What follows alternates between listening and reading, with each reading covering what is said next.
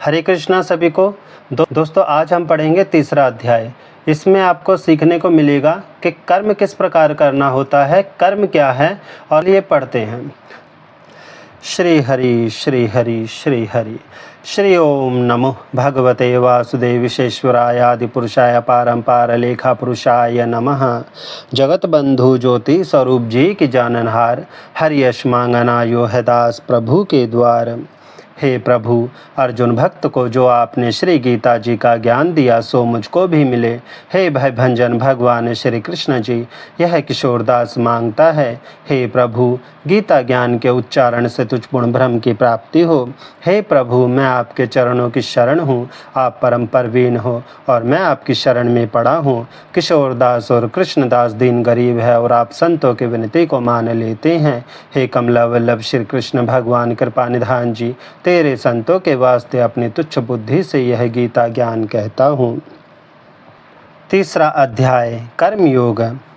इस प्रकार अर्जुन ने श्री कृष्ण भगवान से प्रश्न किया कि हे जनार्दन, यदि आप कर्म की अपेक्षा ज्ञान को श्रेष्ठ मानते हैं तब मुझे भयंकर कर्म की ओर क्यों प्रेरित करते हैं? इन मिली जुली बातों से मेरी बुद्धि को क्यों भ्रम में डालते हैं? एक निश्चित बात बताइए जिससे मेरा कल्याण हो।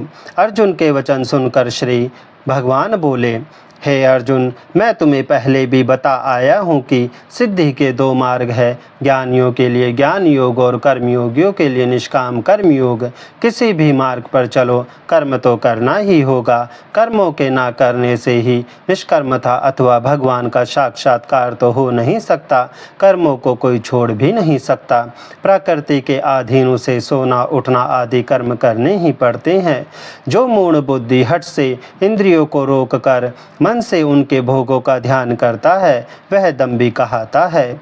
हाँ, जो मनुष्य इंद्रियों की लगाम मन से थामे हुए भोगों में लिप्त हुए बिना कर्म इंद्रियों से कर्म करता है वह श्रेष्ठ है। इसलिए तू कर्म तो कर ही, कर्म ना करने से कर्म करना सदा अच्छा है। बिना कर्म जीवन निर्वाह भी नहीं हो पाएगा। हे अर्जुन, जो कर्म भगवान के निमित्त नहीं किए जाते हैं वे मनुष्य को इस आवागमन के चक्कर में बांधे रहते हैं। इसलिए निष्काम होकर कर्म करता जा। हे अर्जुन, ब्रह्मा ने प्रजा की रचना के साथ यज्ञ बनकर आज्ञा दी कि यज्ञ द्वारा तुम लोग बढ़ोगे। यह यज्ञ तुम्हारा कामधेनु रहेगा। तुम लोग यज्ञ द्वारा देवताओं को संतुष्ट करो, वे तुम्हें उन्नत करेंगे। इस प्रकार परस्पर उन्नति करते हुए परम कल्याण प्राप्त होगा। यज्ञ से प्रसन्न किए देवता तुम्हें इच्छित भोग पहुँचाएंगे। इन भोगों को जो इन्हें दिए बिना भोगता है वह निश्चय चोर ही है। यज्ञ से बचे भोगों को भोगने वाले श्रेष्ठ पुरुष सब पापों से मुक्त रहते हैं और जो केवल अपने लिए ही भोग जमा करते हैं वे निश्चय पाप ही पाप भोगते हैं। यह सृष्टि चक्र ऐसा है कि सर्व प्राणी अन्न से पैदा होते हैं। अन्न की उत्पत्ति वर्षा से और वृक्ष की रचना यज्ञ से होती है। यज्ञ का अर्थ है सर्वोपकार कर्म। यह ब्रह्म अर्थात वेद ज्ञान से और ज्ञान अविनाशी परमात्मा से मिलता है। इस प्रकार सर्वव्यापी परमेश्वर की प्रतिष्ठा सदा यज्ञ में है। जो पुरुष इस सृष्टि चक्र के अनुसार नहीं वर्तता वह पापी व्यर्थ ही जीता है, परंतु जो पुरुष आत्म तत्व में लीन और उससे संतुष्ट रहता है उसके लिए कुछ भी कर्तव्य नहीं है। इसलिए हे अर्जुन, तू अनासक्त रहकर कर्म करता जा। इस प्रकार कर्म करने वाला मनुष्य ईश्वर को प्राप्त करता है। जनक आदि संतों ने ही ऐसे ही कर्मयोग से सिद्धि पाई थी। फिर लोक हितार्थ भी कर्म करने ही चाहिए, कारण कि भले आदमी को देख दूसरे पुरुष उसका अनुसरण करते हैं। हे अर्जुन, मुझे ही देख, तीनों लोकों में मुझे सब कुछ प्राप्त ही है, तो भी मैं संध्या तर्पण पितृ सेवा आदि सत्कर्म तो करता ही हूँ। यदि मैं आलसी हो सत्कर्म को त्याग बैठूँ तब मुझको देख सभी सत्कर्मों को छोड़ बैठेंगे। सब लोग नष्ट हो जाएंगे, प्रजा में वर्ण संकरता हो जाएगी और मैं सारी प्रजा का विनाशक कहलाऊंगा। अतएव हे अर्जुन, अज्ञानी पुरुष आसक्ति कर्म करते हैं, वैसे ही ज्ञानी पुरुष लोगों की शिक्षा के लिए आसक्ति रहित कर्म करते हैं। कर्म करना छोड़कर अज्ञानियों में कर्म के प्रति अश्रद्धा उत्पन्न न होने दे, अपितु स्वयं समता बुद्धि रखता हुआ उनसे भी वैसा ही कर्म करवाए। हे अर्जुन, वस्तुतः तो कर्म प्रकृति के गुणों द्वारा किए हुए होते हैं और अहंकार वाला पुरुष कहता है मैं करता हूँ, ऐसा समझता है। परंतु जो ज्ञानी पुरुष गुण विभाग और कर्म विभाग के तत्व को जानता है, आत्मा को इन दोनों से निर्लेप अनुभव करता है, वह जानता है गुण गुणों में वर्तते हैं, इसलिए वह कर्मों से सुखी अथवा दुखी नहीं होता। प्रकृति के गुणों से भ्रांत बुद्धि पुरुष प्रकृति के गुण और कर्मों में लिप्त होते हैं। हे अर्जुन, अल्प बुद्धियों को ज्ञानी पुरुष चक्कर में ना डाले, इसलिए हे अर्जुन, आत्मविमुख होकर मुझ में सब कर्मों को अर्पित कर।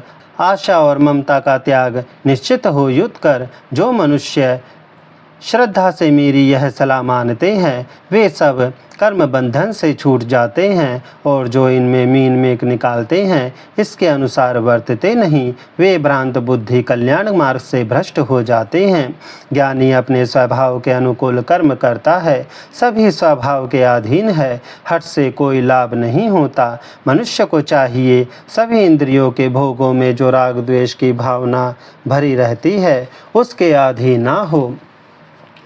कल्याण के मार्ग में बाधक ये दोनों ही लुटेरे हैं। गुण रहित भी अपने स्वभाव के अनुसार किया हुआ कर्म अच्छी प्रकार साधे हुए दूसरे के स्वभाव अनुसार धर्म से अधिक अच्छा है। हे अर्जुन, स्वधर्म के साधन में जीवन खपा देना कल्याणकारक है, दूसरे का धर्म भयंकारक होता है। यह सुनकर अर्जुन ने पूछा, हे यदुपति, यह तो बताइए कि ना चाहते हुए भी मानो खांडे के जोर से पुरुष से पाप कौन कराता है।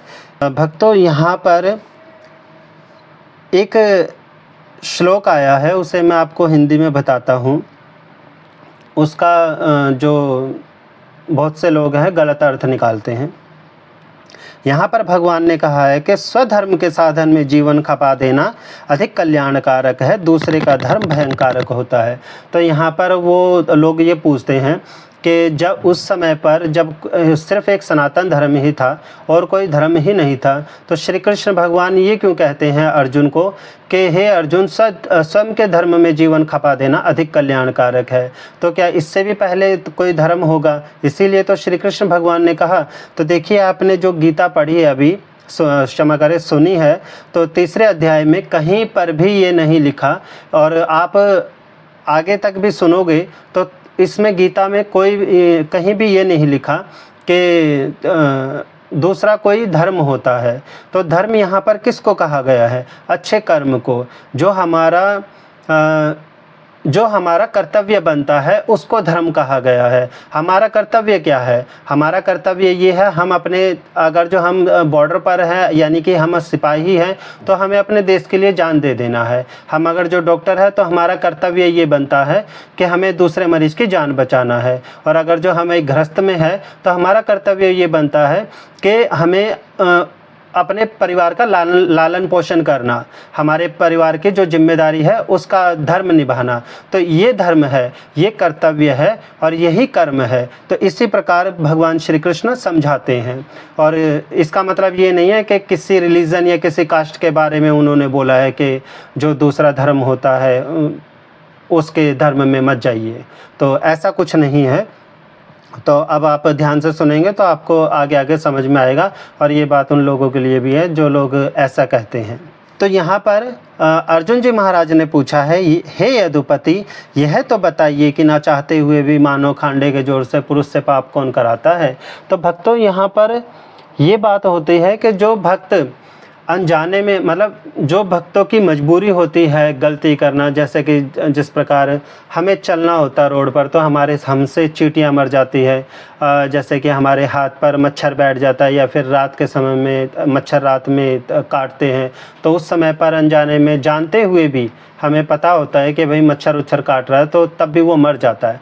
तो इस परिस्थिति में अर्जुन जी महाराज कहते हैं कि प्रभु, मानो खांडे के जोर से पुरुष से पाप कौन कराता है।